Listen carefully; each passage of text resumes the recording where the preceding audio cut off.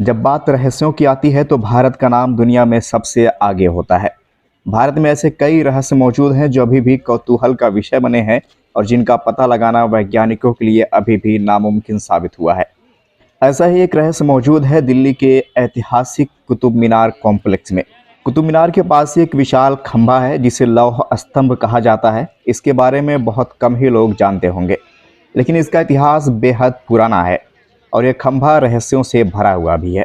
1600 साल से भी ज़्यादा पुराने इस खंभे की सबसे बड़ी खासियत यह है कि ये शुद्ध लोहे से बना हुआ है और सदियों से खुले आसमान के नीचे खड़ा है, लेकिन आज तक इस पर कभी जंग नहीं लगी। ये अपने आप में एक बहुत बड़ा रहस्य है। जबकि ये खंभा खुले आसमान के नीचे है, बारिश, पानी, हवा, धूप सब कुछ झेलता है, उसके बाद भी इस पर अभी तक जंग नहीं लगी है।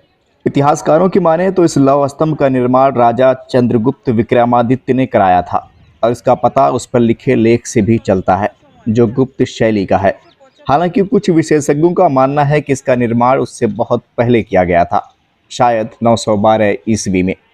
इसके अलावा कुछ इतिहासकार ये भी मानते हैं कि यह स्तंभ सम्राट अशोक का है, जिन्होंने अपने दादा चंद्रगुप्त मौर्य की याद में बनवाया था। लोहे से बने इस खंभे की ऊंचाई 7 मीटर से भी ज़्यादा है, जबकि वजन 6000 किलो से भी ज़्यादा है। रासायनिक परीक्षण से पता चला है कि स्तंभ का निर्माण गर्म लोहे के 20-30 किलो के कई टुकड़ों को जोड़कर किया गया है। लेकिन सबसे बड़ा सवाल ये है कि करीब 1600 साल पहले गर्म लोहे के टुकड़ों को जोड़ने की तकनीक क्या इतनी विकसित थी? क्योंकि उन टुकड़ों को इस तरीके से जोड़ा गया है कि पूरे खंभे में एक भी जोड़ दिखाई नहीं देता। ये एक बहुत ही बड़ा रहस्य है। इस लौह स्तंभ का सबसे बड़ा रहस्य यह है कि इसमें जंग नहीं लगता। माना जाता है कि इसमें फास्फोरस की मात्रा अधिक मिलाई गई थी, इसीलिए इसमें आज तक जंग नहीं लगा। लेकिन सोचने की बात यह भी है कि फास्फोरस की खोज तो 1669 ईस्वी में हैम्बुर्ग के व्यापारी हेनिंग ब्रांड ने की थी, जबकि खंभे का निर्माण उससे करीब 1200 साल पहले किया गया था। तो क्या उस समय के लोगों को फास्फोरस के बारे में पता था? अगर हाँ, तो इसके बारे में इतिहास की किसी भी किताब में कोई जिक्र क्यों नहीं मिलता? ये सारे सवाल स्तंभ के रहस्य को और भी गहरा कर देते हैं। कुतुब मीनार कॉम्प्लेक्स में मौजूद इस लौह स्तंभ के लेख में कोई भी तारीख अंकित नहीं की गई है। इसमें ना तो राजा का पूरा नाम दिया गया है और ना ही राजा की कोई वंशावली दी गई है। इसलिए इस पर लिखे चंद्र की पहचान प्राचीन भारत के चंद्रगुप्त मौर्य से लेकर चंद्रगुप्त द्वितीय तक के सभी चंद्र नामधारी से की जाती है।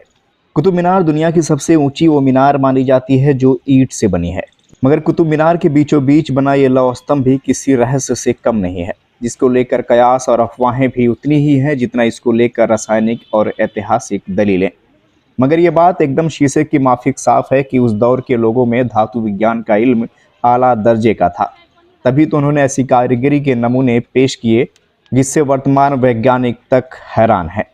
कुतुब मीनार में मौजूद इस लोहे के खंभे को भारत ही नहीं बल्कि दुनिया भर के पर्यटक देखने आते हैं और इस रहस्यमयी खंभे का सच जानने के लिए भी उत्सुक रहते हैं।